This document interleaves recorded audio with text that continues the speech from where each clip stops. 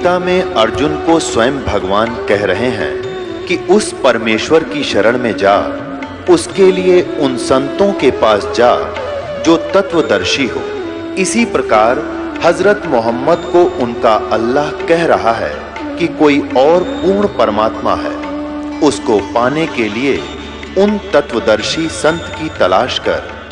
वो प्रभु कौन है, ये जानने के लिए कृपया अवश्य सुनिए जगत गुरु तत्वदर्शी संत रामपाल जी महाराज के अमृत वचन।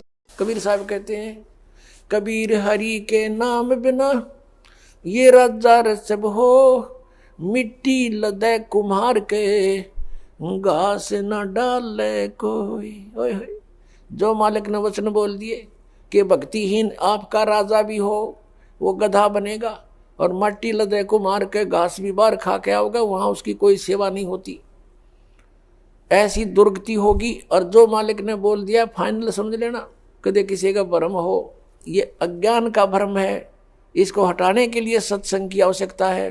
और सत्संग केवल कबीर परमेश्वर ने ही हमें दिया है और उसी के आधार से दास आपके सामने उन्हीं का दिया हुआ ज्ञान प्रचार कर रहा है। पुणात्मा, वो परमात्मा स्वयं आते हैं इस तत्व ज्ञान को बताने के लिए। वो प्रत्येक युग में आते हैं। सतयुग में परमेश्वर का नाम सत सुकृत था और त्रेता में परमेश्वर का नाम मुनिंदर था, मुनिंदर ऋषि। द्वापर में करुणा में और कलयुग में कबीर देव, कबीर साहब उनका नाम रहा है। पुण्यात्मा, यदि परमेश्वर नहीं आते यहाँ पर तो हमें यह भक्ति मार्ग प्राप्त नहीं होता। हम अपना जीवन नष्ट करते रहते। कितना महा उपकार किया उस परम पिता ने आके। और पुण्यात्माओं, जो ये समागम 5 दिवस का चल रहा है, ये इस दास को इस फाल्गुन मास की अमावस्या को इस दास को दीक्षा प्राप्त हुई थी।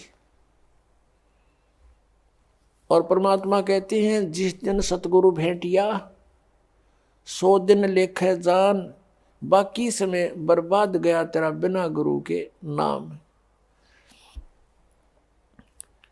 जिस दिन आपको दीक्षा प्राप्त हुई वो आपका आध्यात्मिक जन्म है।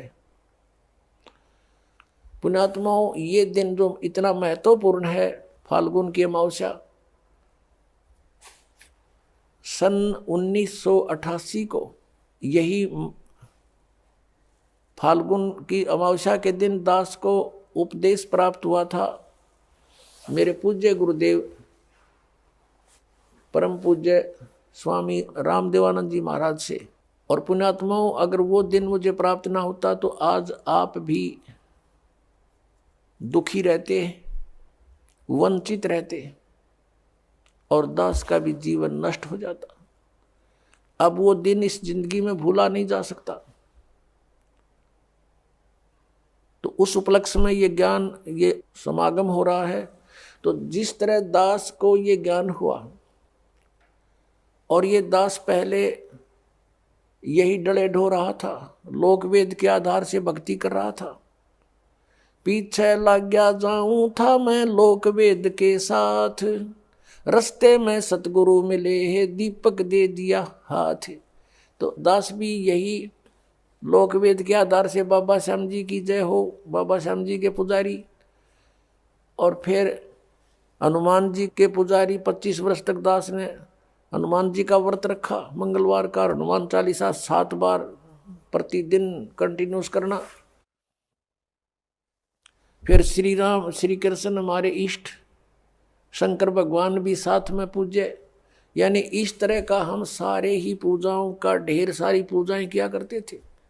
और जो भी घर में सुख हुआ, जैसे बच्चा पढ़ता है तो पास होता है, सफल होता है परीक्षा में, तो वो कह सोचता है कि मेरे भगवान ने मुझे पास कर दिया। हम उनके 100 शुक्र मनाते थे, सारे देवताओं के नाम लेते थे इकट्ठे। उसने दया करी, बाबा श्याम जी की जय हो, हनुमान जी की जय हो, श्री कृष्ण भगवान की जय हो, राम की जय हो, शंकर भगवान ने दया कर दी। और फिर जैसे संतान उत्पत्ति हुई, प्राप्ति हुई तो उसमें भी जय हो नहीं भगवान ना कि बाबा श्याम जी के बोल दिए इतने रुपये उसके वहां चढ़ाऊंगा इसके। अब ये लोक वेद के आधार से हम सोच रहे थे ये देवता हमें लाभ दे रहे, ये तो कुछ भी ना कर सकते। इनके इतिहास, इनकी पावर से हमें पता चला कि ये भगवान तो हैं, स्वामी हैं, अच्छी आत्माएं भी हैं, लेकिन ये हमारे को केवल वर्क डन दे सकते हैं, जैसा कर्म करेगा उतना ही दे सकते, इसमें कोई परिवर्तन नहीं कर सकते थे। आपके अगर पूर्व जन्म में कोई संस्कार अच्छे थे, उनसे आपको लाभ हो रहा था, लाभ ही देंगे ये। आपका कोई पाप कर्म आ गया तो पाप कर्म भी जबरदस्ती आपका भुगवाएंगे, उसमें कोई परिवर्तन ये नहीं कर सकते। अब कबीर देव जो है वो कर सकता है। तो पुण्यात्माओं, ये दास पहले लोक वेद के आधार से अपना जीवन नष्ट कर रहा था, कोई अभाव नहीं था, घर में सब सुविधाएं थी, संतान थी, 2 पुत्र 2 पुत्री, जेई की सर्विस थी दास की, जूनियर इंजीनियर की, और ये सोच रहा था बहुत बढ़िया काम है, ऐसे ही ठीक है।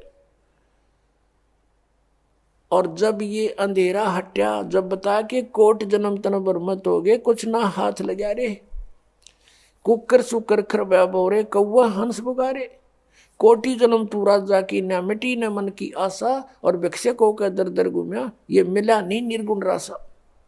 इंद्र कुबेर ईश की पदवी, और ब्रह्मा वरुण धर्मराया, विष्णुनाथ के पुर को जाकर तो फिर भी वापस आया। अब क्या बताते हैं कि इतनी अच्छी अच्छी पोस्ट तूने प्राप्त की, इंद्र बना, ब्रह्मा विष्णु महेश तक की पदवी आपने प्राप्त की, और फिर जन्म मृत्यु में। जैसे ये ब्रह्मा कुमारी पंथ है, श्री लेखराज ये सुनार का काम करता था बंबई में, और वहां कोई सत्संग हो रहा था, इनके गुरु सत्संग कर रहे थे।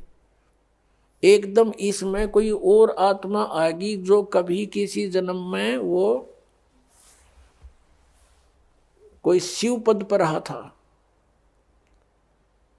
और वो एकदम बेहोश हो गया, यूं आंख लाल लाल होगी, फिर बोलने लगा शिवोहम शिवोहम, मैं शिव हूं, मैं शिव। भूत बोला।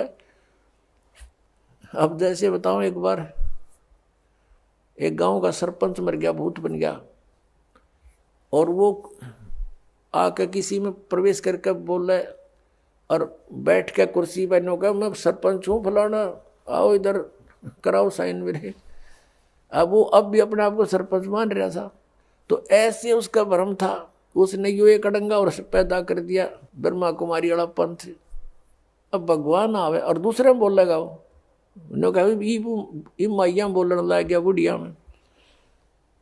भगवान ने किसी के बॉडी की जरूरत नहीं है, उसका सहयोग लेकर उसमें बोले तो काल का विधान है, स्वयं भी ऐसे ही बोलता है, और इसके देवता भी ऐसे ही किसी में प्रवेश करके बोलते हैं। अब प्रश्न चल रहा है कि हम जो साधना करते थे, इस शास्त्र विधि त्याग का जो मनमाना हम आचरण करते थे, वो साधना हमारी व्यर्थ थी, और वो पूजाएं हमारी ठीक नहीं थी। हम इन साधनाओं को हम ये समझ रहे थे कि इनसे हमें लाभ भी हो रहा है, और हम सुखी हैं। अब बताया कि इंद्र कुबेर ईश की पदवी, और ब्रह्मा वरुण धर्मराया, और विष्णुनाथ के लोक को जाकर तो फिर यहीं पर जन्मा, मरा, पशु योनियों में गया, फिर वापस आया। अब परमात्मा बताते हैं, जैसे गीता जी अध्याय नंबर 4 के श्लोक नंबर 34 में कहा है कि अर्जुन, जो तत्व ज्ञान है वो सर्वश्रेष्ठ ज्ञान है। चौथे अध्याय के 32वें श्लोक में गीता जी में कहा है कि वो तत्व ज्ञान सच्चिदानंद घन ब्रह्म की वाणी में ब्रह्मणे मुखे, इन्होंने अनुवाद गलत कर रखा है, वहां पर ब्रह्मणे मुखे का अर्थ कर रखा है वेद की वाणी नहीं, सच्चिदानंद घन ब्रह्म। 17वें अध्याय के 23वें श्लोक में इन्होंने ही अनुवादकर्ताओं ने ब्रह्मणे का अर्थ किया है सच्चिदानंद घन ब्रह्म। वहां सही किया क्योंकि वहां विचलित नहीं हुए, यहां विचलित हो गए। तो यहाँ इसका अर्थ है कि जो धार्मिक अनुष्ठानों, यज्ञों की जानकारी, यज्ञ कहो धार्मिक अनुष्ठान कहो, इनकी विशेष विस्तृत जानकारी सच्चिदानंद घन ब्रह्म ने अपने मुख से आकर बोली होती है। ब्रह्म ने मुखे, मुख से और उस वाणी में जो कुछ लिखा है विस्तृत वर्णन, वो तत्व ज्ञान है। और उस तत्व ज्ञान को तत्वदर्शी संतों के पास जाकर समझ। चौथे अध्याय के 32 और 34 का निष्कर्ष है ये। और वो तुझे जो ज्ञान बतावे वैसे तू उस परमात्मा की भक्ति कर। 18वें अध्याय के 62वें श्लोक में कहा कि उस परमात्मा की कृपा से ही तू परम शांति को और सनातन परम धाम को प्राप्त होगा। गीता ज्ञानदाता कहता अपने विषय में चौथे अध्याय के 5वें श्लोक में और 9वें श्लोक में, दूसरे अध्याय के 12वें श्लोक में, 10वें अध्याय के दूसरे श्लोक में कि तेरे और मेरे बहुत जन्म हो चुके, तू नहीं जानता मैं जानता हूं। इससे सिद्ध है कि ब्रह्म की साधना ये ब्रह्म है। और 8वें अध्याय के 13वें श्लोक में कहता है मेरा ओम मंत्र है, नथिंग एल्स। तो इस गीता ज्ञानदाता की साधना ओम नाम के जाप से करने से साधक भी जन्म मृत्यु में और ये भगवान भी जन्म मृत्यु में, प्रभु भी, स्वामी भी। इसलिए ये कह रहा है कि उस तत्व ज्ञान को जानने वाले तत्वदर्शी संत को खोज, फिर वो बताओ वैसे साधना कर। 15वें अध्याय के 1 से लेकर 4 में स्पष्ट किया है कि तत्वदर्शी संत वो होगा जो उल्टे लटके संसार रूपी वृक्ष के सभी विभागों को पत्तों सहित बता देगा, जानता है। उसके पश्चात परमेश्वर के उस परम पद की खोज करनी चाहिए। 15वें अध्याय के 4थे श्लोक में कहा है उस परमेश्वर के परम पद की खोज करनी चाहिए, जहां जाने के बाद साधक फिर लौटकर कभी संसार में नहीं आते। और यहां बता रहे हैं कि इंद्र कुबेर ईश की पदवी ब्रह्मा वरुण धर्मराया और विष्णुनाथ के पुर को जाकर तो फिर भी वापस आया। ये क्या साधना खा करी तुमने? कहते तुमने वो वास्तविक way of worship, real way of worship नहीं प्राप्त हुई। शास्त्र अनुकूल यथार्थ साधना तुम्हें प्राप्त ना हुई, जिस कारण से एती उम्र बुलंद मरेगा अंतरे, सतगुरु लगे न कान न भेंटे वो संतरे। किस कारण से तुम ऐसे जन्म मृत्यु में लंबी लंबी उम्र पाकर भी भटक रहे हो कि तुम्हें वो तत्वदर्शी संत नहीं मिले। यजुर्वेद अध्याय नंबर 40 के श्लोक नंबर 10 से लेकर 13 तक स्पष्ट किया है कि कोई तो परमात्मा को जन्म लेने वाला संभवात कहता है और कोई असंभवात के वो जन्म नहीं लेता, निराकार है। कहते ये यथार्थ ज्ञान भी कि भगवान कैसा है, कैसे आता है, कैसे जाता है, क्या करता है, वो तत्वदर्शी संत बताओगे, उनसे सुनो। तो गीता ज्ञानदाता और वेद ज्ञानदाता एक है, वो ब्रह्म है, यहाँ भी ब्रह्म है। यजुर्वेद अध्याय नंबर 40 के मंत्र 15 में वेद ज्ञानदाता कहता है कि मेरा एक ओम नाम है, ओम करतु समर किलबे समर करतुम समर। ओम नाम का जाप काम करते करते श्रवण करो, विशेष कसक के साथ श्रवण करो और मनुष्य जीवन का परम कर्तव्य जान के इसका श्रवण करो। इससे क्या होगा कि वायु अनिलम अमृतम अथिदम भस्मांतम शरीरम। जब तू शरीर छोड़कर जाएगा, तेरा शरीर नष्ट होगा, तब तुझे इस ओम से मिलने वाला अमर पद यानी ब्रह्मलोक प्राप्त हो जाएगा। यजुर्वेद 40वें अध्याय के 17वें श्लोक में स्पष्ट कर दिया। 40वां अध्याय अंतिम अध्याय है यजुर्वेद का और 17वां मंत्र अंतिम लास्ट मंत्र है। इसमें स्पष्ट कर दिया, वेद ज्ञानदाता कहता है कि वो परमात्मा तो प्रोक्ष है, वो तो गुप्त है। जैसे उल्टे लटके हुए संसार रूपी वृक्ष को जड़ तो ऊपर है और तीनों शाखा नीचे है। 15वें अध्याय के 1 से 4 में कहा है।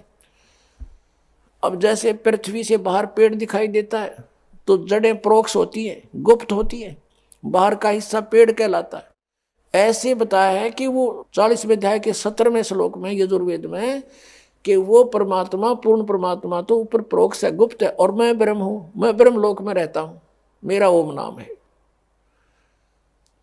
अब यहां भी वेदों ने भी बता दिया कि तत्वदर्शी संत की खोज करो। और वेद कहते हैं नेति नेति कि मैं जो ज्ञान दे चुका हूं ये अंतिम नहीं है। इतना ही नहीं है आध्यात्मिक ज्ञान परमात्मा के विषय में, उसके विषय में तो तत्वदर्शी संत बताएंगे और वो उस ज्ञान से बताएंगे जो परमात्मा ने स्वयं आकर बोला है। फिर क्या बताते हैं, असंग जन्म तन मर्त्या होगे, जीवित क्यों न मरे रे, द्वादश मध्य महल मठ बोरे, बहुर न दे धरे रे। कि असंग जन्म तन मर्त्या हो गए, एक बार जीवित मर के देख। जीवित कैसे मरना होता है, मन चाहता है यहाँ के कार कोठी बंगले गुटी सुटी लगाना, ब्याह के अंदर नाचना गाना डीजे बकवाद, कहते इनसे मन हटा। अपने आत्मा सोचने की बात है, ये किसी के कहने से नहीं, कोई प्रतिबंधित नहीं होते ये नियम, लेकिन जो संत नियम बनाते हैं वो आपके लिए लक्ष्मण रेखा होनी चाहिए। उसका उल्लंघन करते सीता का कितना विनाश हुआ, बिरान माटी हुई और दुनिया मरवा दी। और उन्होंने कहा था इससे बाहर मत जाना तो सुरक्षित रहेगी। तो परमात्मा ने जो नियम हमें बना कर दिए हैं ये लक्ष्मण रेखा समझ लेना। अब जैसे एक विवाह हो रहा था किसी का, शाम ने डीजे बजाओ नाचे कूदे, बहन भी बेटी भी सारी, उनके फोटो उतार रखे। अगले दिन बारात में जा रहे थे, भाई का विवाह था लड़के का, तो उस शहर से यानी रोहतक से कलानौर के पास एक दुर्घटना होगी। वह दुल्हे वाली कार ही टकराएगी किसी दूसरे से, 5-6 मर गए, उसी दुल्हा भी मर गया और उसी परिवार के रिश्तेदार वो खुद मिलकर 5-6 एट द स्पॉट मृत्यु होगी। अगले दिन पेपर में आ रहा था उनका हाहाकार मचाते, बाढ़ पड़ रही, बहन बेटियां बुरी तरह रो रही है, एक दूसरे से लिपट रही है। अब बजा लो डीजे, कोई बात हुई यहाँ पर। तो संत कहते हैं जैसे नानक साहब जी से भक्त प्रसन्न करा करते कोई अनजान से कि महाराज जी आप यहाँ कुछ खोए खोए से रहते हो। तो उन्होंने कहा था भी ना जाने काल की कर डारे, किस विध ढल जा पास आवे, और जिनाते सरते मौत खुड़क दी उन्होंने केड़ा हास आवे। हमें अपनी मौत दिखाई दे ना बेरा के बिजली गिर जाए, यहाँ तक टाइम सा पास करना हमने। फिर पूछा कि हे भगवान क्या आप कभी प्रसन्न नहीं होते? कि प्रसन्न होता हूँ जब मेरे अनुयायी मेरे द्वारा निश्चित किए हुए सत्संग के दिन वापस आ जाते हैं, तो उस दिन मुझे खुशी का कोई ठिकाना नहीं रहता। क्यों? क्योंकि मुझे ये खुशी होती है कि इनको कोई काल का दूत नहीं टकराया, इनकी भक्ति का नाश नहीं करा, ये सुरक्षित हैं अभी तक। और जब ये यहाँ से जाते हैं, संसार में सब काल के ही ज्ञान से प्रभावित लोग हैं, ये मुझे चिंता बन जाती है कहीं इनको कोई भ्रमित ना कर दे और इनका जीवन नाश कर दे। क्या कहते हैं कि साध मिले साड़ी शादी होंदी और विछड़ दें दिलगिरी वे, अखदे नानक सुनो जी हाँ ना मुश्किल हाल फकीरी वे। कि साध मिले ये भक्त साध संगत जब वापस आती है, मुझे आत्मा में बड़ी खुशी होती है कि ये सुरक्षित है, इनका कोई दीमक नहीं लगा काल का। और जब ये जाते हैं तब मुझे दिलगिरी होती है, दुख होता है कि मुश्किल हाल फकीरी वे, फकीरी माने साधना भक्ति, ये बड़ी मुश्किल बना दी काल के दूतों ने। जगह जगह एक गांव में मनमान 10-10 ढूंढे लाए बैठे हैं, कोई वैसे कोई क्रिया करते हैं, कोई झाड़ा लाता है, मिसगाइड करने वालों का कोई अंत नहीं। साध मिले साढ़े शादी होंदी विछड़ जाए दिलगिरी वे, अखदे नानक सुनो जी हाँ ना मुश्किल हाल फकीरी वे। तो क्या कहते हैं कि ना जाने काल की कर डारे, किसी विध ढल जा पास आवे, और जिनाते सरते मौत खुड़क दी उनानू केड़ा हास आवे। अब यदि तुम परमात्मा का नाम लो और विवाह करो सिंपल वेत है, और वैसे नहीं लोग दिखावा नहीं। जैसे हम इस बात से परिचित हों तब हम इससे हट सकते हैं। जैसे गीता जी अध्याय नंबर 7 के श्लोक नंबर 29 में कहा है कि जो तत्ब्रह्म से परिचित हो गया और सारे अध्यात्म ज्ञान से और सभी कर्मों से परिचित हो गया, वही उस परमात्मा के पाने का जरा और मरण से छूटने का प्रयत्न करता है, और नहीं कर सकता। वो तो यहाँ बकवाद्य चाहता है। तो आपको ये ज्ञान होगा कि आपने किसी से दहेज ले लिया, परमात्मा कहते तुमने उस दरगाह का मैल नहीं देखा और धर्मराज के तिल तिल का लेखा। तो आप किसी से पैसे लेते हो रिश्वत से, चोरी से, या वैसे कोई धोखा दे करके लेकर नहीं देते हो, आपने एक एक पाई का हिसाब देना पड़ेगा। तो हम क्यों अपने सिर में दर्द करें? क्या एक दहेज आप लोगे, किसी ने दे दिया आपके 50,000, 1 लाख, 2 लाख गणे दे देगा, क्या उससे आपका सारी आयु व्यतीत हो जाएगी? नहीं हो सकती। परमात्मा पर आधारित होजिए और इस मंत्र का जाप कीजिए, जो दास आपको देगा। आपके भाग्य में ना होगा तो भर देगा, आपकी बेटी की किस्मत को भर देगा भगवान, उसको नाम से जोड़ दीजिए। आपके पुत्र को भी आगे सुख देगा। सारी सृष्टि का पालन करता और क्या आज हम उसी से सीधे संबंधित हो गए? क्या हमें 2 रोटी नहीं दे सकता? और हमें घृणा नहीं चाहिए। यदि मोक्ष पाना है और जन्म मृत्यु से पीछा छुटवाना है, जरा और मरण से बचना है, तो ये क्रियाएं दास जैसे बताओ ऐसे करना। हमने यहां आप कितनी कोठी बना ले, एक कमरे में एक चारपाई पर आपको स्थान मिलेगा, बाकी खाली रहेगी, वो व्यर्थ हुआ। तो व्यर्थ की बकवाद हमारे मन से आप हट जाया करेगी इस ज्ञान के आधार पर। अब कोठी बना रहा था एक व्यक्ति, और कोठी तैयार होगी, बैंक मैनेजर था, मुहूर्त करनी थी, संडे का दिन था, कोई सामान की आवश्यकता पड़गी, गोटी सूटी लाने के लिए सारी व्यवस्था कर रखी है। थोड़ी देर तो ब्राह्मण करे उड़ाला टोटर पटोटर उसका करते हैं, फिर गोटी सूटी सारा सौदा शुरू हो जाता है, सब बुला रखे रिलेटिव और सब मित्र।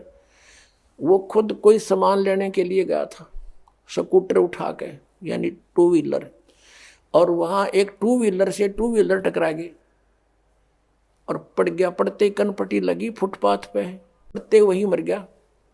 अब चाट ले उसको कोठी ने, कई वर्ष की बात है, जब 3.5 लाख रुपए लगाए थे, पेपर माई थी।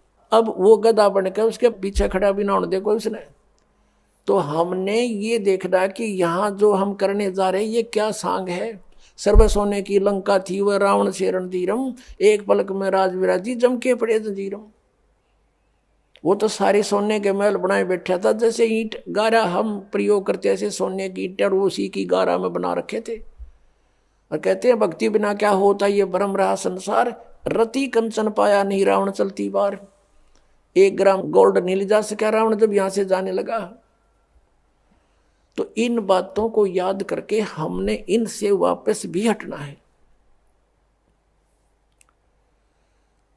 और हमने अपने प्रत्येक कार्य को ऐसे ढंग से सेट करना जो भक्ति में बाधक ना हो। अब हम दहेज लेते हैं या फिर देवे भीगे, क्योंकि बेटी होगी हमारे भी, एक पैसे वाला तो बकवाद कर देगा, अब गरीब आदमी कहां से करे। एक घर में 3 बेटियां चली गई, एक गरीब की है, एक अमीर की है, एक मीडियम साइज की है। अब जो अमीर वाले ने तो दे दिया गणाए धन, अब मीडियम साइज वाले ने भी दे दिया थोड़ा बहुत, और वो बेचारा गरीब क्या करे, उसकी बेटी रो रही है वहां बैठकर, उस परिवार में आदर नहीं उसका। तो ये इस तरह का हमने इसको समाज को सेट करना है। अब जैसे हम रक्षाबंधन का त्योहार मनाते हैं, ये क्या तुक हुआ कि बहन भाई को रक्षा इसलिए बांधने जाती है कि उसकी रक्षा करेगा भाई, भाई की रक्षा कौन करेगा। एक बहन कह रही थी कि मैं रक्षाबंधन के दिन गई अपने भाई को बांधने के लिए रक्षा सूत्र, इंतजार कर रही थी, पता लग गया कि कहीं कामवश गए हैं, मोटरसाइकिल पर गए हैं। कुछ देर के बाद पता चला कि उसकी मृत्यु होगी, उसका शव लेकर आ रहे हैं। जिस भाई से मैं अपनी रक्षा के लिए गई थी उसकी रक्षा भी नहीं हो पाई, वो अपने नहीं कर सका। तब उसने ज्ञान हुआ, तब वो कहती है कि सचमुच हम कति भूल में थे। अपने भाई को भी कहा बेटा भाई आ जा, तू भी भगवान का राखी बांध और मैं भी बांधूं, यानी नाम लो, और ये रक्षा सूत्र आपका सदा साथ देगा, भाई का भी बहन का भी। और बेमतलब बातें कर रखी। उस रक्षाबंधन के दिन किसी का भाई नहीं है तो रोती है कोने में बैठकर वो बहन। फिर ये बात का सिस्टम, जिस बहन का भाई नहीं है वह दूसरों के मुंह की तरफ देखती है, कौन आएगा हमारे घर। तो पुण्यात्माओं, ये बेमतलब की बकवाद, ये जग की रीत से हमने वापस हटना है और अपने जीवन को नए सिरे से सेट करना होगा। यदि भक्ति करना चाहते हो, समाज के भाव में बहना है तो नो प्रॉब्लम, आप कुछ भी करो, वो आपकी मर्जी, लेकिन भक्ति नहीं चलेगी। तो इस प्रकार हम इन क्रियाओं से भी सावधान होना है, अपने आप को बचा के रखना है, तब हमारी भक्ति प्रफुल्लित हो। फिर क्या बताते हैं कि असंग जन्म तन मरत्या हो गए और जीवित क्यों नाम रह रे। एक तो ये जीवित मरना इस ज्ञान आधार से सब बकवादें छोड़ देंगे। जिस समय ये दास गांव गांव में घर घर में जाके पाठ करते थे 3 दिन का, यानी 500 यज्ञ करते थे फ्री ऑफ कॉस्ट, किसी से कोई पैसा नहीं लेता था, क्योंकि दास सर्विस करता था। और जैसे सैटरडे संडे की छुट्टी होती थी उनमें जाकर के लाभ उठाता था। तो उस समय क्या होता था, हम सत्संग कर रहे होते थे, होली ये फाग आ जाता था, हम तो सभी वो परिवार भी जिसने उपदेश ले रखा, हम अपना आराम से भगवान का पाठ कर रहे हैं, अपना मंत्र जाप करें, और गांव वाले जैसे जो भगवान के मार्ग पर नहीं लगे हैं, और वो क्या करें, कीचड़ ठाव एक दूसरे मुंह पर फर, किसी को पिचकारी मारे, कोई गांव में तो और सिस्टम है, कोरडा बना लेते हैं घंटर सा, वो मारे एक दूसरे का हैं, और लाल लाल मुंह कर रखे बांदर कैसे सारे, कोई गारा में पड़ा है, कोई घुट्टी लाई नो करता फिर रहा है, और हम बैठे भगवान का आनंद ले रहे हैं अपने कवाड़ बंद करके कि हमें डिस्टर्ब ना कर दे। तो इस प्रकार जो आनंद परमात्मा के मार्ग में है, इस भक्ति में है, इन बकवादों में नहीं हो सकता। तो इस तरह की हमने नहीं करना, क्योंकि हम यहाँ के वासी नहीं हैं और यहाँ सुख नाम की चीज नहीं है। आज हम खुशी मना रहे, 1 मिनट में ना जाने के बिजली गिर जाए, और परमात्मा की भक्ति करेंगे, इससे हमारा बचाव बनेगा। और ये इस तरह के जो मर्यादाहीन कार्य करने से नामखंड हो जाएगा, नामखंड होते ही भगवान रुष्ट हो जाएगा, आपके ऊपर काल का अटैक हो जाएगा और आपको फिर हानि हो जाएगी। तो इस डर से हमने अपना यहाँ टाइम पास करना है और भक्ति की ख्यास करना है, भक्ति बढ़ाते रहना है, धर्म पुण्य जो भी क्रियाएं बताइए सभी करते रहना, आखिरी सांस तक करना पड़ेगा आपको। और दूसरे टाइप से जो जीवित मरना है, कि जैसे आप जी देखते हैं कि नाइट सर्विस में यानी रात्रि सेवाओं के अंदर बसों में व्यक्ति जाते हैं और फिर सुबह शाम तक वापस आ जाते हैं। वो नाइट सर्विस में किस लिए जाते हैं कि उनको बहुत आवश्यक कार्य होता है और शीघ्र करने के लिए ही वापस आने के लिए गए होते हैं कि शाम तक लौट आऊं। और ऐसे ही एक रात्रि सर्विस में गया, रास्ते में एक्सीडेंट हो गया, वापस आना था, इतनी शीघ्रता थी उसको, इतना आवश्यक कार्य था कि वापस आना था उसको, और दुर्घटना मृत्यु होगी नाइट सर्विस में। अब वो कहाँ गई वो शीघ्रता, कहाँ गए जिसके लिए पंजे ना टक्के थे, वो क्या ले गया साथ में। तो आप जी ये सोच लीजिए, जब सतलोक आश्रम बरवाला की तरफ सत्संग निकट आवर चलना चाहो तो न्यू सोच लो हमारी मृत्यु होगी आज और इब्बा होगी, और आ जाओ यहाँ पर सत्संग सुनो, 3-4 दिन फ्री ऑफ माइंड रहो, एक दूसरे से भगवान की चर्चा करो, या और बकवाद मत बतलाना, ये खास रखना, परमात्मा रुष्ट हो जाएगा। ठीक है, कोई मित्र रिश्तेदार मिलता है, बातें करो गृहस्थी की थोड़ी बहुत देर के लिए, फिर अपना मालिक की चर्चा शुरू करें, कोई ज्ञान उससे सुने, कभी आप सुनावे, फिर मंत्र करने लग जावे। सब सुविधाएं भगवान ने आपके लिए दे रखी, इन दासों के द्वारा आपको सारी व्यवस्था करवा के दी जाती है। तो इसका सदुपयोग करना, दुरुपयोग करने से राम रूठ जाएगा आपका, और राम नहीं रूठना चाहिए, ये भी आपको डर लगे।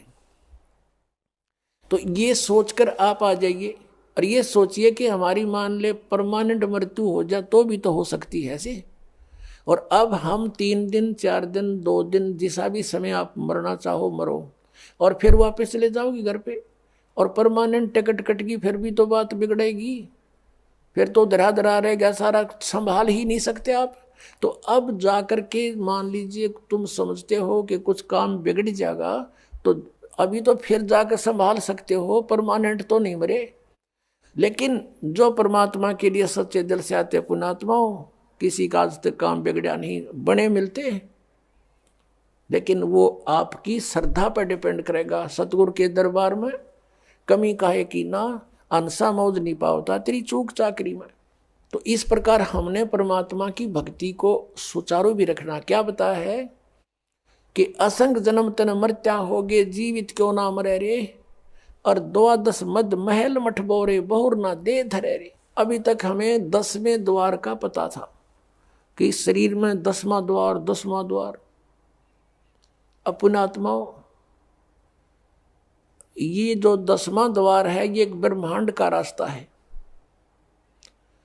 और आपने ये भी सुना होगा कई बार, क्योंकि जो भक्ति मार्ग में लगे उन्हें सब तरह के साधक संत टकराते हैं। हमने सुना बहुतों से कि एक यहाँ संत रहता था, उसने अपनी योग अभ्यास से अपने शरीर को ऐसा मंत्रों से और जाप से ऐसा सेट कर रखा था कि उसने ब्रह्मांड फोड़ दिया। यानी उसका यहाँ से शरीर में एक सुराख मिला जब उसका शरीर छूटा, उसने अपना ब्रह्मांड फोड़ गया वो, यानी वो पार हो गया, 10वें द्वार पर पहुंच गया, 10वें द्वार पार कर गया। अपने आत्माओं 21 ब्रह्मांड है इस काल के, जिसने एक ब्रह्मांड पार कर लिया तो एक फिर और 21 ब्रह्मांड और हैं। अब इससे निकल कर वो फिर क्या करता है, ऊपर धक्के खाता है, ऊपर अपना समय व्यतीत करता, घूमता रहता है इधर उधर भूत की तरह, प्रेत की तरह। फिर वहां से उसको जैसा भी उसकी सुविधा होती है, जैसे जिसकी भक्ति होती है, उसी लोक में उसको भेज दिया जाता है। वहां बैठकर वो अपना पुण्य पाप जो भी है उसका सारा भोग कर फिर पृथ्वी पर आता है। अब ये 12वां द्वार पे भगवान का स्थान है। अब 10वां द्वार जो है, जो तो एक शरीर से निकलकर इस बॉडी से बाहर ब्रह्मांड में घूम रहा है, इस ब्रह्मांड से अलग भी और ब्रह्मांड है। और जब 21 ब्रह्मांड का एक स्थान है, 21वां ब्रह्मांड जो है, वहां पर ये काल विराजमान है। और उस 21वें ब्रह्मांड से फिर उस परब्रह्म के 7 संग ब्रह्मांडों में प्रवेश करने का एक द्वार है, जो 11वां द्वार है। और इस अक्षर पुरुष के 7 संग ब्रह्मांडों को पार करके जब सतलोक में प्रवेश करने जाते हैं तो वो 12वां द्वार है। उस 12वें द्वार को पार करके फिर हम सतलोक में प्रवेश करेंगे, वहां हमारा निज ठिकाना है। अभी तक ये 10वां द्वार पर गाटा जोड़ रहे थे, और एक सिरफिरा है कोई संत वो ने कहा 11वां द्वार में बताया कबीर साहब ने। और उसको किसी ने कहा जी हमने सुना है एक संत बताता है कि 12वां द्वार है। नहीं नहीं नहीं, 12वां नहीं है, तो 11वें का के ठेका ले रहा, 11वां है। तो यहाँ संतों ने परमात्मा जिनको मिला आदरणीय गरीबदास साहिब जी को, और ऊपर के सब ब्रह्मांड दिखा कर लाए। तो गरीबदास साहिब जी कह रहे हैं कि 12 मद महल मठ बोरे, उस 12वें द्वार में है वो स्थान मठ, यानी वो आपका निवास स्थान। और बहुर ना दे धरे रे, वहां जाने के बाद फिर कभी मृत्यु नहीं होती। 15वें अध्याय के 4थे श्लोक में, 18वें अध्याय के 62वें श्लोक में जिसके विषय में कहा है। फिर क्या बताते हैं कि दोजक बहिष्ट सभी ते देखे राजपाट के रसिया। दोजक कहते हैं नरक को, और बहिष्ट कहते हैं स्वर्ग को। कहते तूने सत साधना ना मिलने से, तत्वदर्शी संत ना मिलने से, ये जो साधनाएं भक्ति तुम कर रहे हो, इससे स्वर्ग में भी जाना पड़ता है, फिर पाप नरक में भोगने पड़ते हैं। आपके दोनों अकाउंट ओपन रहते हैं, पुण्य वाला अलग लिखा जाता है, पाप वाला अलग। पुण्य के आधार से स्वर्ग महास्वर्ग प्राप्ति हो जाती है, वहां देव पद भी प्राप्त हो जाता है। और पाप के आधार से फिर नरक में भी आपको कंपलसरी जाना पड़ता है। और पूर्ण परमात्मा कबीर परमेश्वर की भक्ति 2 अक्षर के नाम से और सार नाम से करने से, आदि नाम से, तो आपके पापों का नाश हो जाता है। कबीर साहब कहते हैं जब ही सतनाम हृदय धरो भयो पाप को नाश। और जैसे चिंगारी अग्नि की वाई पड़े पुराने घास, आपके युगों युगों के संचित कर्म आपके अंतःकरण में लिखे हुए हैं, और धर्मराज के दरबार में वो सुरक्षित हैं। उन्हीं के आधार से वो आपके प्रारब्ध बनाकर भेजता है। पुण्य जिसके ज्यादा है, पाप कम है, या पाप ज्यादा है पुण्य जैसे हैं, उसी आधार से आपके जीवन में पुण्य और पापों का संयोग करके आपका एक जीवन दिया जाता है। तो पुण्यों के आधार से आपको सुख मिलता है, पाप के आधार से आपको कष्ट आपदाएं आती हैं। तो परमात्मा जब आपके कष्ट काट देगा आपके प्रारब्ध कर्म के, तो सुख है, सुख शेष रहेंगे, वो पाप नहीं आपको भोगने पड़ेंगे। तो क्या कहते हैं कि जब ही सतनाम हृदय धरो, ये 2 अक्षर का नाम, भयो पाप को नाश। और जैसे चिंगारी अग्नि की भाई पड़े पुराने घास, आपके ढेर सारे लाखों टन पड़ा हो सूखा घास, एक माचिस की सीख जलाकर उसमें डाल दीजिए, सबको सवा कर डालेगा, राख बना देगा, चलेगी हवा वो उधर की उधर, पता नहीं कहाँ की कहाँ राख जाएगी, वो फील्ड क्लियर हो जाएगा। तो क्या कहते हैं जब ही सतनाम हृदय धरो भयो पाप को नाश। और जैसे चिंगारी अग्नि की भाई पड़े पुराने घास, ऐसा नाश कर देगा भगवान। तो क्या कहते हैं दोजक नरक बहिष्ट स्वर्ग, दोजक बहिष्ट सभी ते देखे राजपाट के रसिया। इस राजपाट के सुख को भोगने वाले, इसमें आसक्त अज्ञान प्राणी, और 3 लोक से तरपत नाही ये मन भोगी खसिया। इस मन की ऐसी गंदी आदत है, इसको 3 लोक भी दे दे तो भी इसकी संतुष्टि नहीं।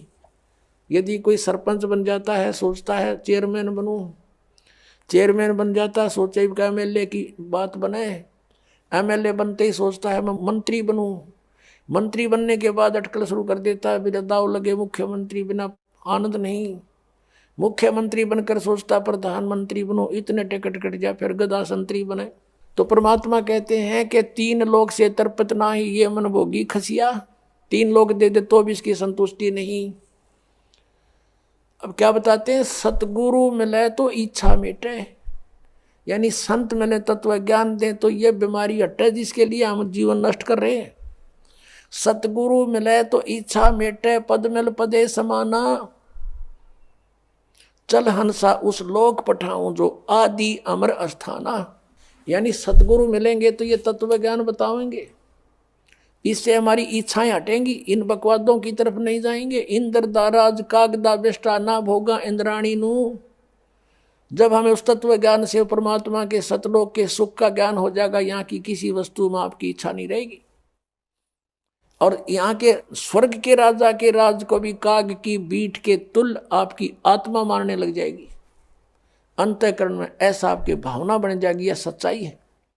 जब इंद्र का राज भोगकर फिर गद अपने आग लगे इसे राज के, तो अपने आप आत्मा स्वीकार करेगी, ये मन हट जाएगा, आपको छेड़ाछाड़ी नहीं करेगा फिर, क्योंकि आत्मा जाग जाएगी। अभी तक हम ये मन बकवाद करके यही फंसाए रखता है कि सतगुरु मिलेंगे तो यह इच्छा मिटेगी। और पद मिल पदे समाना, पद के 2 अर्थ यहां पर है। एक तो जैसे गीता जी अध्याय नंबर 15 के श्लोक नंबर 4 में कहा है कि उसके पश्चात तत्वदर्शी संत मिल जाए, जब परमेश्वर के उस परम पद की खोज करनी चाहिए, जहां जाने के बाद साधक फिर लौटकर संसार में कभी नहीं आते। और जिस परमेश्वर ने सब ब्रह्मांडों की रचना की है, और गीता ज्ञानदाता कहता है और की भक्ति नहीं, केवल उसी की साधना करो, तो वो परम पद मिलेगा सतलोक। और पद मिल पदे समाना, यानी दूसरा पद वे ऑफ वर्शिप, पद्धति, पूजा की जो सत साधना है भक्ति की, उस पद मिल पदे समाना। जब सही भक्ति का मार्ग, वो 2 अक्षर का नाम मिल जाएगा, सतनाम, जिसमें एक ओम है, एक तत्गुप्त है, और आदि नाम मिलेगा, तब तुम्हें मोक्ष होगा। इन 5 नामों से मोक्ष नहीं, अन्य लाभ यहाँ संसारिक हैं बस। और वो 5 नाम नहीं है जो निरंकार ओंकार, ये नहीं, ये तो यूजलेस है। तो क्या बताया कि वो सही पद्धति, वो सही पद आपको मिलेगा भक्ति का मार्ग। तो उस पद मिल पदे समाना, उस सत साधना की प्राप्ति के उपरांत आपको वो परम पद मिलेगा, जहां जाने के बाद फिर लौटकर संसार में साधक नहीं आते। जरा और मरण सदा के लिए आपका समाप्त हो जाएगा। और ये कैसे होगा? पद मिलने से, पद्धति मिलने से, वे ऑफ वर्शिप ठीक होने से। पद मिल पदे समाना। फिर क्या बताते हैं? चल हंसा उस लोक पठाऊं जो आदि अमर अस्थाना। यानी आदरणीय गरीबदास साहब जी कहते हैं, जिनको परमात्मा मिले थे छुडानी गांव में, सतलोक से चलकर आए थे और उनको ऊपर लेकर गए थे, सब ब्रह्मांडों की सती थी, अपनी समर्थता से उनको परिचित करवाया था और फिर उनको वापस छोड़ दिया था उनकी बॉडी में। आदरणीय गरीबदास साहब जी गांव छुडानी, जिला झज्जर, हरियाणा में उनका जन्म हुआ था। 10 वर्ष के बालक थे। परमात्मा उनको निकाल कर ऊपर ले गए थे, आत्मा को, जीवात्मा को, और शरीर नीचे रह गया था। 5-6 घंटे लग गए थे। गांव वालों ने सोचा ये मर गया है, अंतिम संस्कार के लिए चिता पर रख दिया था। फिर परमेश्वर ने वापस वो आत्मा भेज दी कि जा बॉडी का नाश करवा देगा काल। तुरंत आगे उठकर फिर ये ज्ञान बोलने लगे। वो बता रहे हैं कि उस सतलोक के अंदर क्या सुख है। चल हंसा उस लोक पठाऊं जो आदि अमर अस्थाना, सदा से अमर है, जिसका कभी नाश नहीं होता। शाश्वतम स्थानम। गीता जी अध्याय नंबर 18 के श्लोक नंबर 62 में कहा कि अर्जुन तू सर्वभाव से उस परमेश्वर की शरण में जा। यानी गीता ज्ञानदाता से अन्य है, वो परम अक्षर ब्रह्म है। उसकी कृपा से ही तू परम शांति को और शाश्वतम स्थानम आदि अमर स्थान उस सनातन परम धाम को प्राप्त होगा। और यहाँ गरीबदास साहिब जी कह रहे हैं कि सतगुर मिले तो इच्छा मेटे पद मिल पदे समाना और चल हंसा उस लोक पठावें जो आदि अमर स्थाना। वहाँ क्या सुख है, चार मुक्ति जहाँ चंपी करती माया होरी दासी, दास गरीब अभय पद पर से वो मिले राम अविनाशी। अविनाशी राम मिलेगा। अपनात्मा यहाँ की जो साधना इस काल सतर की, ब्रह्म सतर की चार मुक्तियां बताते हैं और इन चार मुक्तियों का निर्धारित समय होता है। उसके बाद वो जीव उन मोक्ष को प्राप्त करके समाप्त करके स्वर्ग महास्वर्ग में फिर दोबारा इस पृथ्वी लोक पर अन्य योनियों प्राणियों के शरीरों को प्राप्त करता है। इंद्र कुबेर ईश की पदवी ब्रह्मा वरुण धर्मराया और विष्णु नाथ के पुर को जाकर फिर भी वापस आया। ये चार मुक्ति भी यहाँ नाशवान है यहाँ की। और क्या बताते हैं कि जो सुख तुम्हें इन मुक्तियों से यहाँ प्राप्त है वो सतलोक में सदा बना रहेगा, कभी वो नष्ट नहीं होगा। चार मुक्ति जहाँ चंपी करती, चंपी माने आपके हाजिर खड़ी रहेंगी, उस सुख का कभी नाश नहीं होता, ह्रास नहीं होता, एंड नहीं है। चार मुक्ति जहाँ चंपी करती माया होरी दासी और दास गरीब अभय पद पर से वो मिले राम अविनाशी। अब जैसे आप जी ने गीता अध्याय नंबर 15 के श्लोक नंबर 16 और 17 में तीन पुरुषों की जानकारी प्राप्त हुई। सरपुरुष तो सीधा ही सर्वान नासवान, पुरुष माने प्रभु, 21 ब्रह्मांड का स्वामी, ये ब्रह्म काल ज्योति निरंजन है। अक्षर पुरुष ये परब्रह्म कहते हैं इसको, जो सात संग ब्रह्मांड का स्वामी है। इसकी लंबी उम्र आपको बता दी कितनी है, फिर भी इसकी मृत्यु है। इसलिए 15वें अध्याय के 17वें श्लोक में कहा कि उत्तम पुरुष है तो इन्हें परमात्मा इति उधारते। यह लोग तरम अविषय विवर्ती अवैश्वर है। इन दोनों से सरपुरुष और अक्षर पुरुष से तो उत्तम पुरुष श्रेष्ठ परमात्मा तो कोई और है और वही परमात्मा कहलाता है। परमात्मा का अर्थ है कि जो कभी दुख नहीं दे, श्रेष्ठ आत्मा, कोई मृत्यु नहीं किसी चीज का, उसके अंतर्गत उसकी शरण में उसके राज्य में कोई अभाव ना हो, किसी प्रकार का कष्ट नहीं देता, वो भगवान यानी परमात्मा श्रेष्ठ आत्मा होता है। तो वो परमात्मा और फिर वो ही अविनाशी, अवास्तव में अविनाशी परमात्मा है वो, और वही तीनों लोकों में प्रवेश करके सबका धारण पोषण करता है। जिसका जैसा संस्कार यहाँ भी है वो भी उसी के आदेश से आगे आवंटित होता है, सबको उसी के आदेश से निर्धारित नियम से मिलता है। और यहाँ क्या बताते हैं, चार मुक्ति जहाँ चंपी करती माया होरी दासी और दास गरीब अभय पद पर से वो मिले राम अविनाशी। ओए होए। गीता अध्याय नंबर 15 के श्लोक नंबर 17 में जिस अविनाशी वास्तव में विनाशी परमात्मा है वो मिलेगा इस साधना से। कौन सी साधना से? राम नाम जप कर थर होई, ओहम सोहम मंत्र दोई। एक सतनाम है 2 अक्षर का, उस 2 अक्षर के सतनाम के जाप से आपका स्थिर स्थान मिलेगा। राम नाम जप कर थर होई, ये 2 अक्षर का मंत्र सोई। ये 2 अक्षर का मंत्र जो है ये है सतनाम, और इससे आपको स्थिर स्थान मिलेगा। राम नाम जप कर थर होई, थर माने स्थाई, स्थाई होना, कभी जन्म मृत्यु नहीं होती, वहाँ चले जाना। अब जैसे एक नामदेव जी महात्मा हुए हैं, जैसे आपको कल भी बताया था, वो पहले ओम नाम का जाप ही करते थे। भले उन्होंने गुरु भी बना रखा था, फिर भी अपनी साधना अपने आधार से ही करते थे, और उसमें पूर्व जन्म की ऐसी सिद्धि भी थी कि उसके कारण परमात्मा ने ही अपने भक्तों की इज्जत रखने के लिए, भक्ति को बनाए रखने के लिए उसके लिए मंदिर भी घुमा दिया था परमात्मा ने। परमेश्वर कबीर साहब चाहते हैं कि भक्ति का नाश ना हो, इनमें आस्था बनी रहे। भगवान है वो ऐसी लीला कर सकता है, और ये काल भगवान चाहता है कि इनको ऐसी साधनाएं बताऊं इनसे कुछ लाभ इनको हो नहीं, ये नास्तिक हो जाएं। और भगवान की खोज ही बंद हो जा। जैसे महात्मा बुद्ध था, पिछले पुण्यकर्मी प्राणी था, स्वर्ग से आया हुआ था, राजा का लड़का था। ये राज अच्छा नहीं लगा क्योंकि वो उस राज के तुलना में ये कुछ भी नहीं है। सीधा स्वर्ग से आने वाले के साथ या और बने, घर भी त्याग दिया, साधना करने लगा, हठ योग शुरू कर दिया, प्राण निकलने को हुए।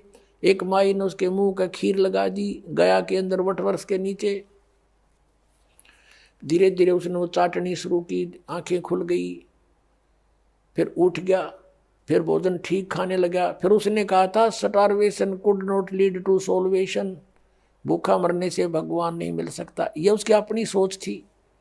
और फिर उसने जो अपने सत्र का कोई अध्ययन किसी शास्त्र का नहीं किया, पिछले पुण्य अच्छे थे, स्वयं बैठकर साधनाएं करने से कुछ सिद्धियां आ गई, उनके वचन में शक्ति आ गई, बोलने की शैली अच्छी होगी, श्रोता बहुत थे, तो पूरा चीन उनका अनुयायी हो गया, पूरा चीन देश। और अनुयायी क्यों हुए थे? भक्ति के लिए। वो भी भक्ति ही कर रहा था, और उनसे बताए गए भक्ति के विधि से, पद्धति से, पद से उनको कोई आध्यात्मिक लाभ नहीं हुआ। और धीरे धीरे वो कति नास्तिक हो गए कि भगवान नहीं है, और पूरे देश में कानून बना दिया कि भगवान की चर्चा नहीं करना। और काल यही चाहता है, ऐसे दूत भेजूं जैसे राधा स्वामी पंथ है, और इसे निकले हुए जितने पंथ, जय गुरुदेव पंथ, ये सच्चा सौदा पंथ, इनको पहले तो सुनते हैं कुछ लाभ हुआ इनके गुरुओं से, अरे भी इनकी ब्रांड माटी और ये घर में अच्छा दुख, भूत इनमें प्रवेश कर रहे हैं, क्योंकि वो स्वयं भूत बना शिवदयाल जी। तो कुछ दिनों के बाद अब जो भक्त यहाँ आते हैं, कहते हैं हम पहले ठीक हमारा गुजारा था, 30 साल तक राधा स्वामी पंथ में थे, लुट पिट गए, गाड़ियाँ बिक गई, दुकान बिक गई, हमारा बुरा हाल हो रहा है, पत्नी का ऑपरेशन हो रहा है, वाल डिफेक्ट हो गया, अब इनकी दुर्गति हो रही है। तो अब वो कहते हैं हम तो थक चुके थे साधना कर करके, और सोच लिया था भगवान कहीं नहीं है। आपकी पुस्तक मिली, ये सत्संग सुना, तो कुछ किरण फिर जागी कि है कहीं भगवान। तो काल चाहता है कि इनका बट्ठा बैठा दूं, ये भक्ति करें नहीं, नास्तिक हो जाओ, टंटा कटे, और वो आवे भगवान या उनका कोई दास आवे, उनका भेजा हुआ कोई संदेश वाहक आवे, तो कोई सुने नहीं भक्ति को।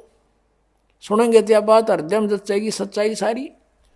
तो इस कारण से उसने ये ऐसा कर रखा। तो परमेश्वर जब भी कोई लीला की है नौनी, उसी परम पिता ने आके की है वो सारी, ताकि इनमें भक्ति की आस्था बनी रहे और भक्ति जीवित रहे इस पिछली पीढ़ी तक। अब यहां तक इस भक्ति को लाना था परमात्मा ने। अब ये भक्ति अंतिम सांस गिने थी, ये सत्कर मान लेना। और 10-20 वर्ष के अंदर ये सब भक्ति खत्म हो जाती, कोई नहीं राम नाम लेता, और सोच लेते परमात्मा कहीं नहीं है।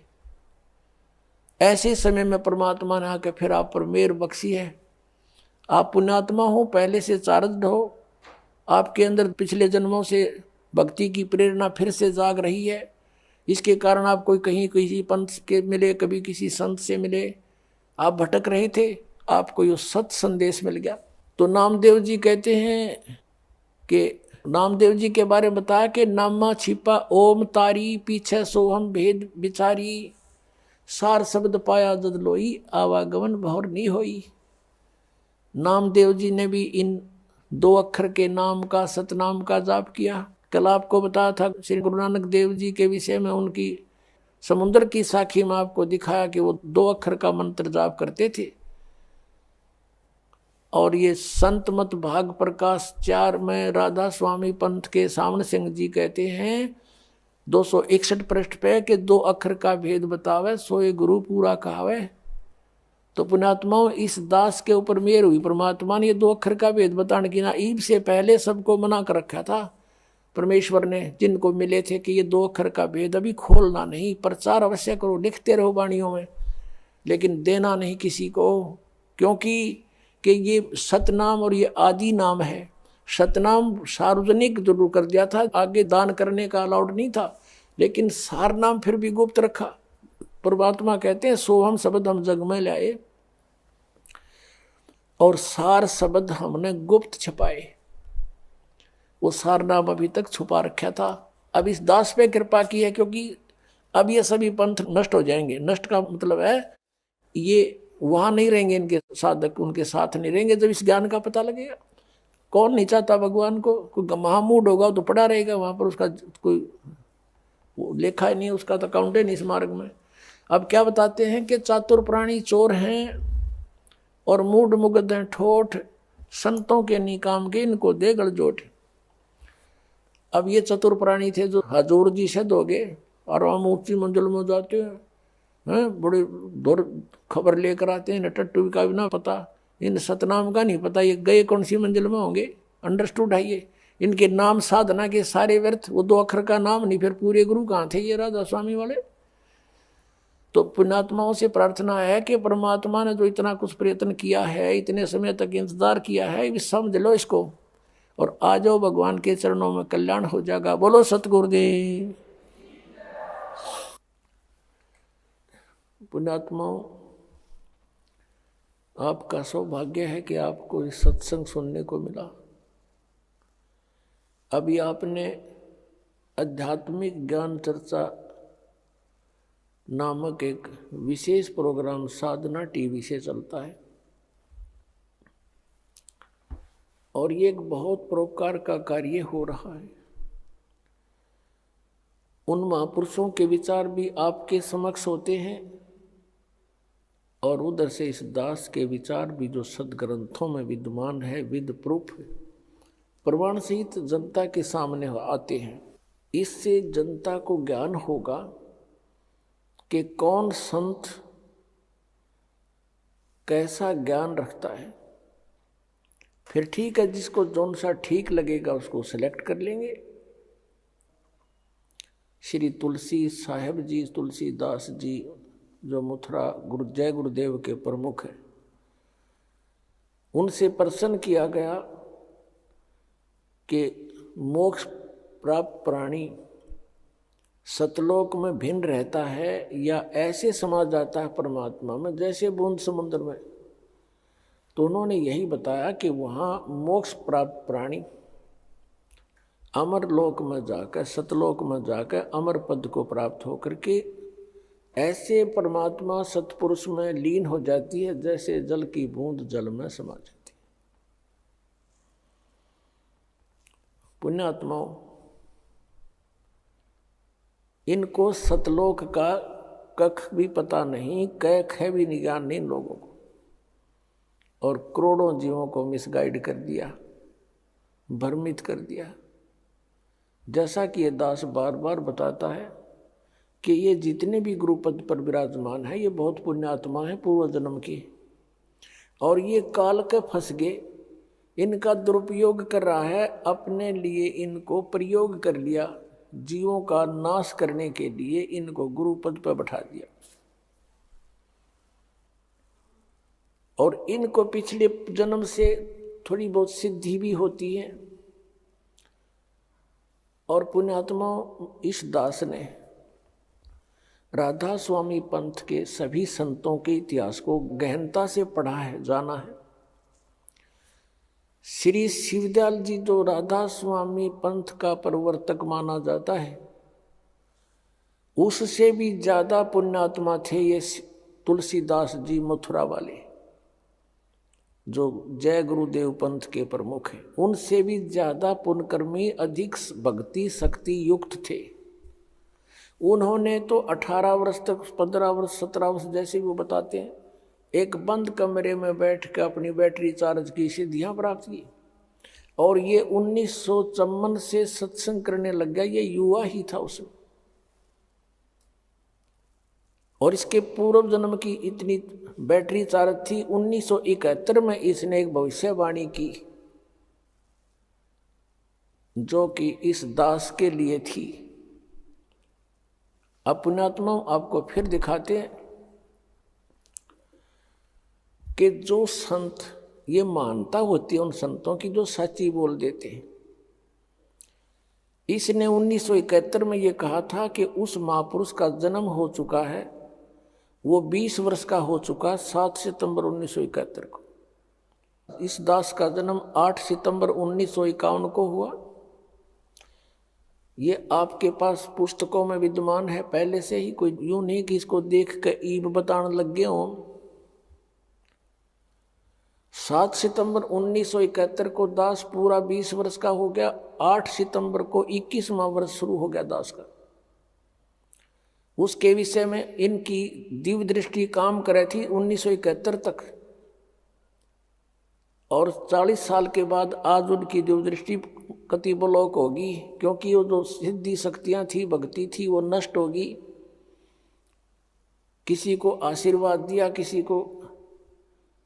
किसी प्रकार से इसने भक्ति आगे की को ना, क्योंकि साधना ठीक नहीं थी। इनके मंत्र सभी काल के, 500 नाम काल के। तो जैसे पहले बैटरी चार्ज होती है इन्वर्टर की, वो सब काम करती है, भले ही उसके ऊपर चार्जर ना लगा रखा हो, और वो सब काम करती है। फिर धीरे धीरे बैटरी डाउन हो जाती है और एकदम इन्वर्टर काम करना बंद हो जाता है। कभी झपके मारे, कभी आवे, कभी जाए, और फिर कति बंद हो जाता है। आज इस जय गुरुदेव पंथ के प्रमुख श्री तुलसी साहिब की वो सतिथि हो चुकी है। आज इसको कख पता नहीं, और 1971 में इसकी दिव्य दृष्टि काम करे थी। इसने क्या बताया है, देखो इसकी महानता है। अपने से अन्य की बड़ाई बड़ा व्यक्ति कर सकता है, सच्चाई वही बोल सकता है। ये महान आत्मा थे, लेकिन अब ये -0 हो चुके हैं आज के दिन, क्योंकि आगे भक्ति इनकी शास्त्र अनुकूल नहीं, 2 अक्षर का नाम नहीं जिससे कुछ लाभ मिलना था। ये 500 नाम काल के जाप करते हैं और औरों को भी दे रहे हैं, और करोड़ों शिष्य बना करके अपने सिर पर इन्होंने बाहर रख लिया। इनको मिसगाइड करने का महा अपराध कर लिया इस महापुरुष ने। ये और इसको महा कष्टदायक होगा आगे जाकर के। 1971 में इन्होंने क्या भविष्यवाणी की, आपके रूबरू कराते हैं।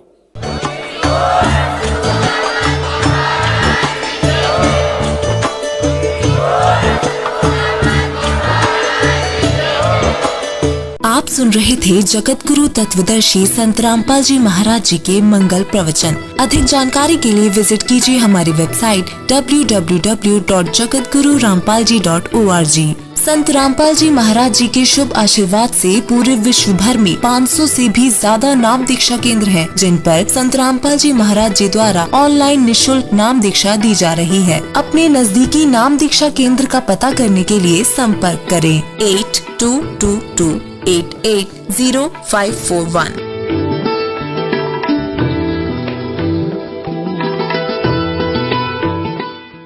घर में जी मैं तो चला गया, बाहर मजदूरी करता है दास, चला गया जी। जब मैं मजदूरी पे चला गया तो पीछे से उसकी मृत्यु हो गई जी, लड़के की। 1.5 साल का लड़का था दास का, और उसकी मृत्यु हो गई जब। तो मेरा भाई मेरे को लेने आ गया वहाँ, जहाँ मैं काम कर रहा था। वहाँ कहता कि वो लड़का ऐसे ऐसे हो गया। तो मैं मोटरसाइकिल पर बैठा जी, उसके साथ घर आ गया जी। घर आके जब मैंने देखा जी, उसकी स्थिति देखी तो हाहाकार मच रही थी। आस पड़ोस वाले भी इकट्ठे हुए, सभी ऐसे अफसोस मना रहे थे। कोई तो कह रहा था कि तूने देवी देवते छोड़ दिए, ऐसे हो गया, तूने ऐसा कर दिया, तूने गुरुद्वारा में जाना छोड़ दिया, तभी ऐसा हो गया। तो भगजी मैं बहुत दुखी हो गया था। घर में पहले मेरा विरोध करते थे घर वाले कि तू कैसे संत की शरण में चला गया, ऐसा हो गया, ऐसा हो गया। तो वो बच्चे की लाश लेकर मैं गया जी, गांव का डॉक्टर है, उसके पास गया। उसको मेरा भाई ज्यादा कहने लग गया कि तू उसके पास ले चल। तो मैं घर से वहां ले गया जी उसको। डॉक्टर ने चेक किया जी उसको, और कहता कि इसको घर में ले जा, इसमें श्वास नहीं है। और मैं घर में आते आते ऐसे रखा बच्चे को। तो मैंने गुरुजी से अरदास लगाई घर में ही जी, और मैंने कहा कि हे परमात्मा, जब आप मेरी आयु बढ़ा सकते हो, मेरे रोग, ये कैंसर तक का रोग ठीक कर सकते हो मालिक, इसकी भी रक्षा करो दाता, इसकी भी आयु बढ़ाओ। हे परमात्मा, मेरे सतगुरुदेव ने तेरी दया करी मेरे मन। मैं कुछ इतने लाभ दिए वो बता नहीं सकता आपको, इतने लाभ दिए मेरे को इस भगवान के। मैं धन्यवाद करता हूँ इस भगवान का। मेरे बच्चे की आयु बढ़ाई, उसी तरह हम जिंदा हो गया जी गांव के सामने। सभी देख रहे, जितने मेरे को गालियां देते थे उस ग्राम में, वो कहने लगे कि आपके संत में बहुत शक्ति है, वो पूर्ण संत है। आज मेरे गुरुजी की कोई निंदा नहीं करता मेरे गांव में। मेरे को इतने लाभ हुए जी, मेरे कैंसर का रोग ठीक किया, मेरी आयु बढ़ाई मेरे परमात्मा ने। और घर में ऐसा होता था जी, हमारे खाने को आटा नहीं होता था और हम मांग मांग कर खाते थे, काम भी करते थे, फिर भी बीमारी के कारण हमको मांग के खाना पड़ता था। जब से मैंने नाम लिया मालिक ने बहुत सुख दिया। एक दिन मैं सेवा पे आया हुआ था जी, पुस्तक सेवा बठिंडे में, और जब मैं घर में गया तो मेरे को किसी ने मजदूरी पे नहीं लगाया 2 दिन 3 दिन, और घर में घी भी नहीं था, ना आटा था, ना कोई खांड चीनी थी। और भक्तमती कहने लगी कि आपने घर में आटा भी नहीं है और ना कोई चीनी है, ना कोई खाने पीने की वस्तु कोई नहीं है। तो मैंने कहा कि गुरुजी कहते हैं ना वाणी में कि मांगन गए सो मर गए, भी गुरुजी वाणी में बताते हैं कि बेटा मांगना मत, मेरे पे विश्वास रखना, किसी से मांगने मत जाना। तो मैंने कहा कि नहीं, हम गुरुजी की विश्वास रखेंगे, किसी में मांगेंगे नहीं तो हमारे गुरुजी की ये लोग कहेंगे कि तुम तो कहते हो गुरुजी ऐसे करते हैं और आप आज ना जाया करो सेवा पे इतने दिन। तो मैंने कहा कि मांगेंगे नहीं। भगजी ऐसे हुआ हमारे साथ, जब मैं बाहर गया था काम पूछने के लिए और साथ के पड़ोस वालों ने कहीं जाना था, उन्होंने सौदा सारा सामान राशन ला के रखा हुआ था। वो उसी समय हमारे घर में आए राशन लेकर और कहने लगे कि भाई ये हमारा राशन आप रख लो, हम कोई 10 दिनों के लिए बाहर जा रहे हैं। उसी टाइम भगजी वो राशन सारा मेरे को देंगे, भक्तमती को, तेल तक की, चीनी तक। और जब मैं वापस आया तो भक्तमती कहने लगी गुरुदेव जी ने कृपा कर दी, वो साथ वाली पड़ोस वाली थी, वो सारा सामान देगी, वो तो 10 दिन के लिए जा रहे हैं, कहते कि बाद में हम ले लेंगे आपसे। तो घर में आटा भी नहीं था भगजी। तो मैंने कहा कि भक्तमती कहती कि अब तो आटे की प्रॉब्लम है। तो ऐसे प्रेरणा हुई बैठे बैठे के, तो मैं रोने लगा कि ये मालिक मैं बहुत नीच प्राणी होता था, ना तो मैं कोई दान कर सकता हूँ परमात्मा, मैं तो सिर्फ मांग सकता हूँ मालिक। तो मेरे प्रेरणा हुई ऐसे की कूलर में जैसे कोई वस्तु पड़ी है, मैं कूलर खोल के देखा भगजी, मेरा टूटा फूटा कूलर पड़ा था, उसमें एक गट्टा भरा हुआ कणक का। मैं उठा के इसको, हे परमात्मा मैं कैसे गुण गाऊं इस दयालु परमात्मा की। मेरे सतगुरु रामपाल जी महाराज ने मेरे को बहुत लाभ दिए जी, बहुत लाभ दिए।